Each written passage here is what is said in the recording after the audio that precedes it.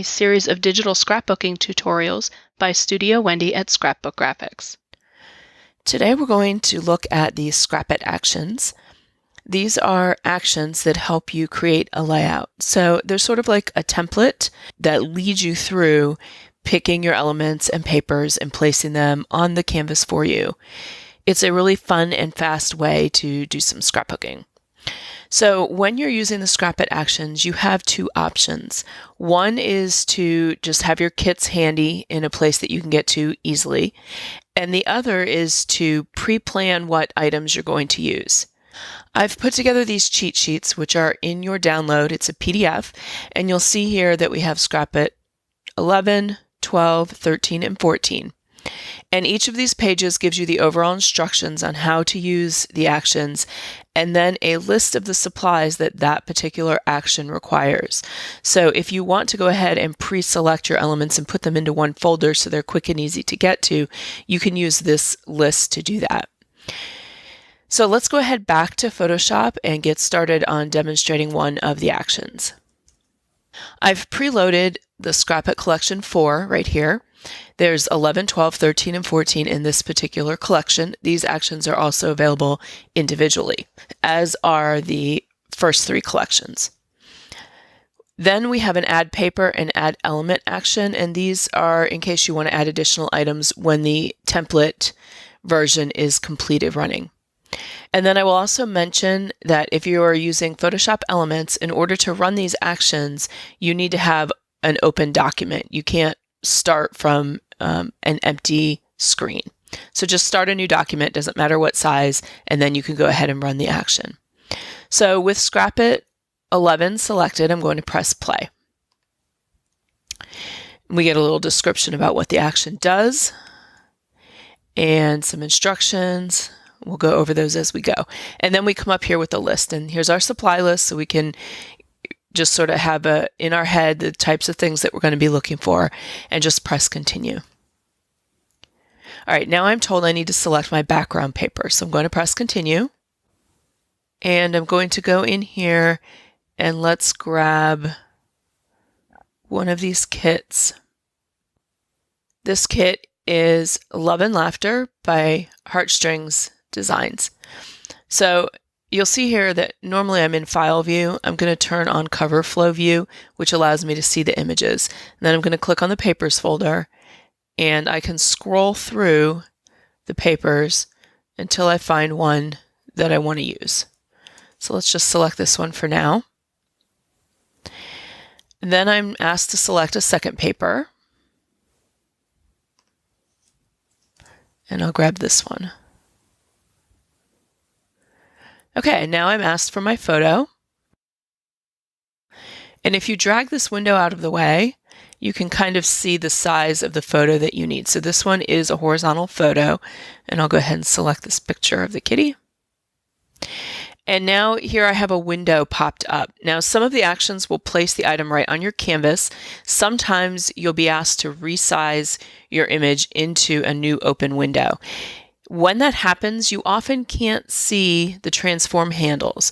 So if that happens to you, you have a couple of ways that you can pull those transform handles up so you can see them. One is to hit Command Option minus on the keyboard. On a PC, that would be Control Alt minus.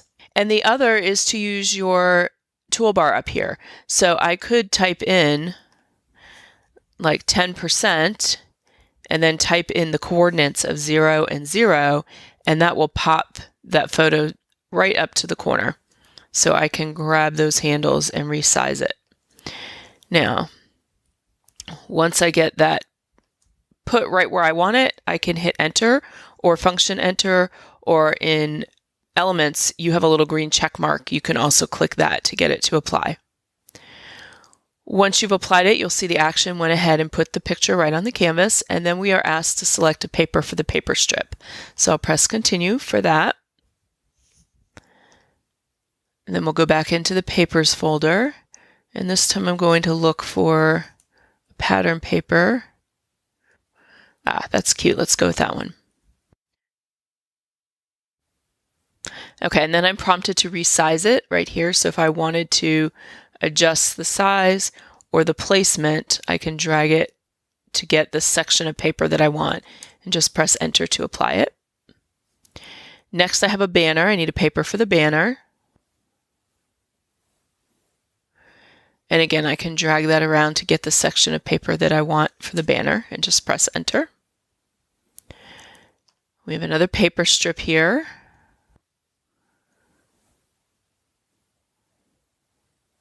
Now in this one, because this paper is actually sharing a similar pattern as the paper behind it, I'm going to rotate it 90 degrees.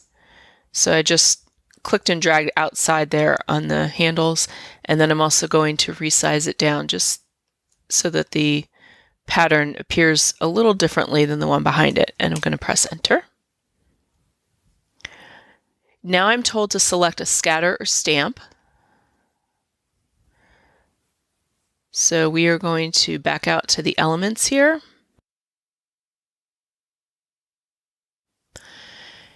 Now we are supposed to fit this into a tall area. So we have a couple of options with that as well. Most of the time when you're presented with a box, you want to be sure that you resize everything to fit all the way within that box, unless you intend for it to get cropped off.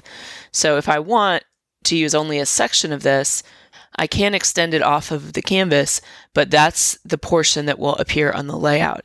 If I want the whole thing to show, I need to make sure that I keep it down inside that area. Now we're asked for a small element. I think I'll go with the butterfly. And then again, we just need to resize to fit in that box.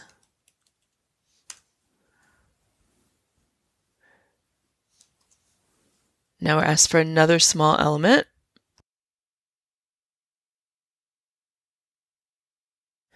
You can also rotate your elements if you want to get them to fit better.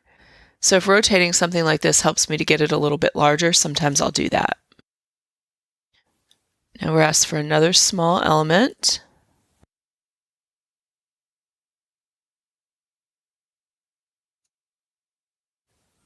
And now we're asked for some word strips.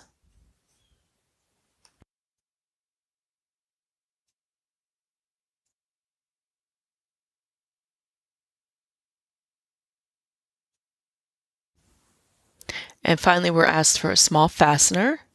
So this can be like a brad or a staple, something like that. Let's see what we have here. Let's just go with the white button. Okay, the action is now complete, and now we have the ability to move things around a little bit. So if I want to, I can adjust any of the elements or papers, I can replace them, and I can reorder the layers. So for example, this pink strip, I would like to go behind the flower, so I can just tuck that down. These buttons, I may want to rearrange where they fit, where they're falling on the canvas here, so I can do that.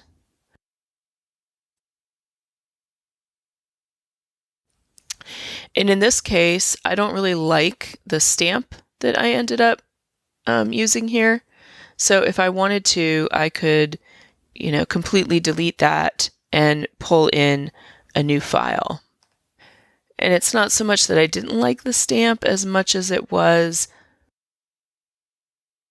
that I didn't like the size of it. So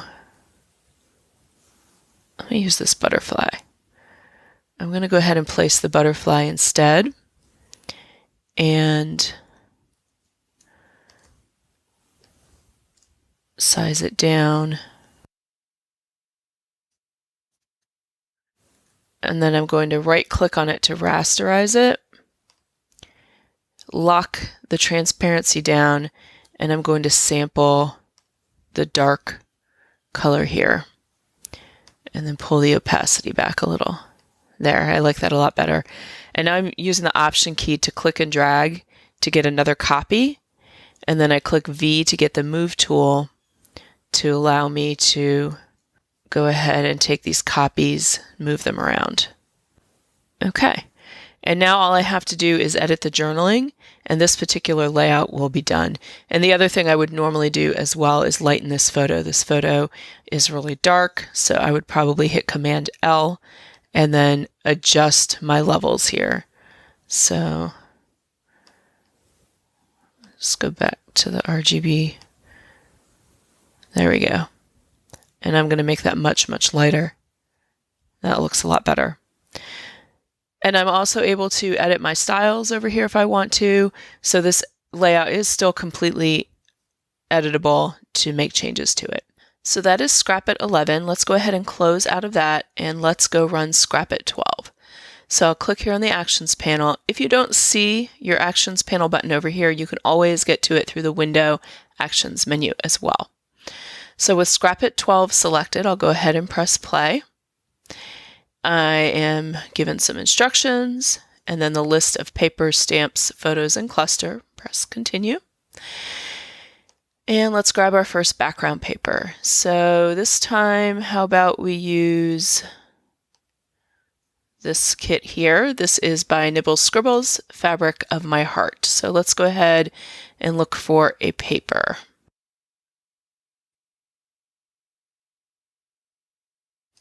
Let's go with that one. And then we're prompted for a second paper. For this one, I probably want to choose something more solid. Let's go with that one. And then I'm prompted for a stamp.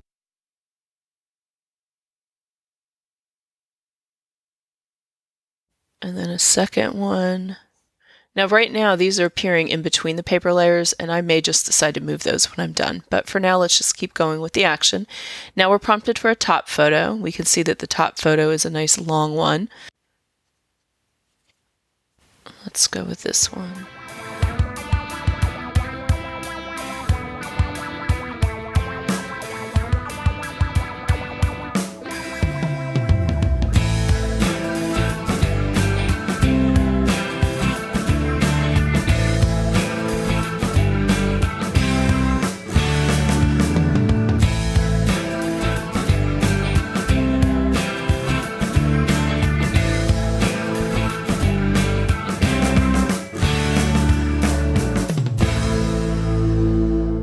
Okay, now we're asked to select a cluster. And then we have our journaling provided. Now, if in this case we want to add some more elements, we can go down here to the Add Element action and press play. And I want to grab this flower here.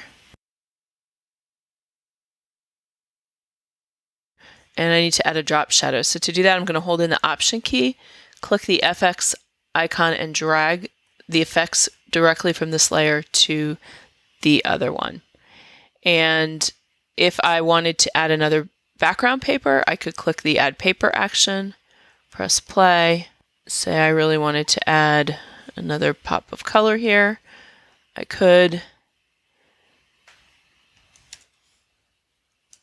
And then bump that all the way to the bottom.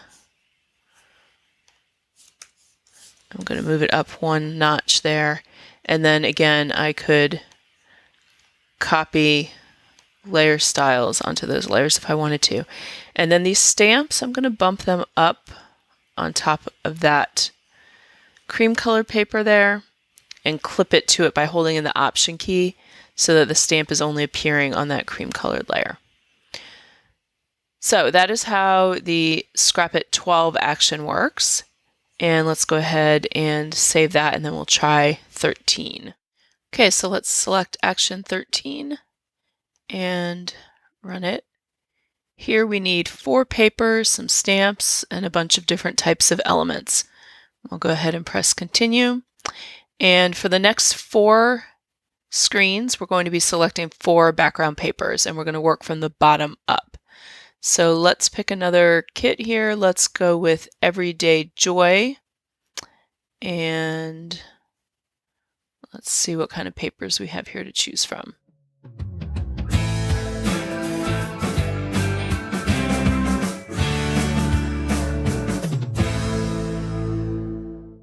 Okay, now we're suggested to get some paint, a gesso, or overlay, something to blend into that upper area. So let's take a look at these splatters. Let's see. Let's go with a pop of peachy color here. Now we're going to be prompted for 2 tall elements.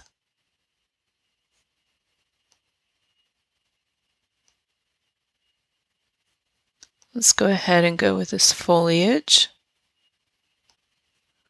Let's see, let's go into this kit, Our House by Nibble Scribbles. I know there's some houses in here.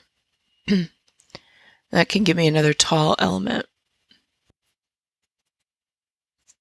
Next, we're prompted for our photo. And again, we need to resize it to fit. I'm holding in again, Command-Option-Minus to get that screen smaller so I can see what I'm doing. Now I need a tag.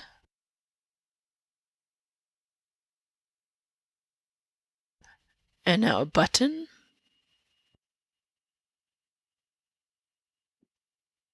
In this case, I'll substitute a little flower. I zoomed in by pressing Command+, which allows me to have a little bit more control here. Now we need some leaves.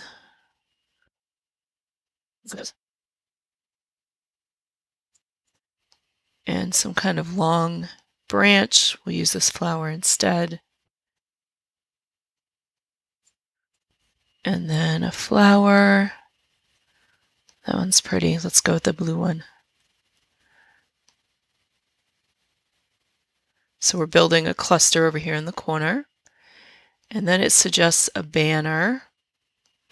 You can use like any kind of ribbon or string would work well in place of a banner. Whatever kind of fits that space. We can also use this ribbon or paper strip. I'm going to go ahead and go with this paper strip here.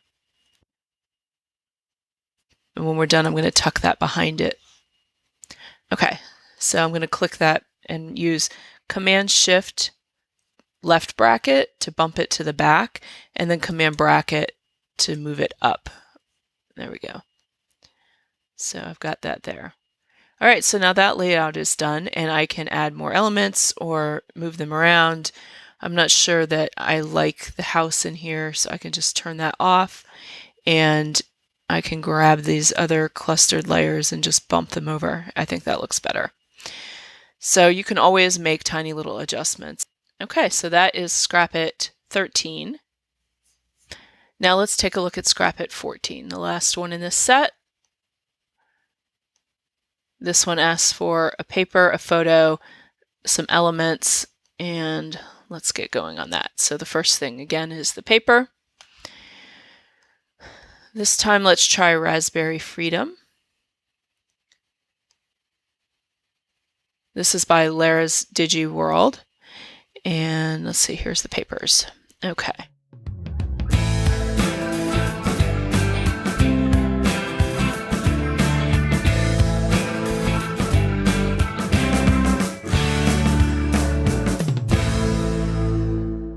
This ribbon has sort of a bit of an angle to it, so we might need to rotate it just a bit to get it to fit better in there.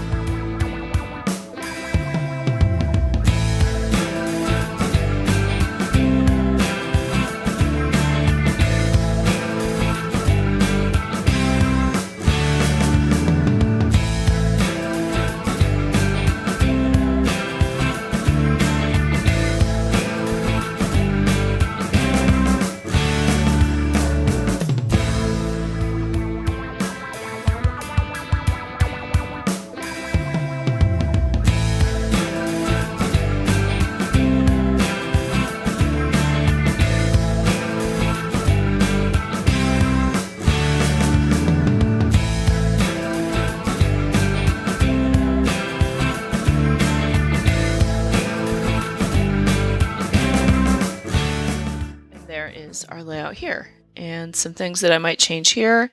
I think I would pull that stamp up above the photo here. And then that branch I wanted behind, maybe even behind the flower, poking out down below. And then I might rework this title area up here so it fits a little closer to the string. So maybe bumping that over like that or something like that. Okay, so that is ScrapIt 14, and that's how the ScrapIt actions work. So I hope this tutorial has been helpful. I hope you enjoy using these actions as much as I do. If you have any questions, you can always contact me through my website at wendyzinescraps.com, and I look forward to hearing from you. Thanks for watching this episode of Learn It.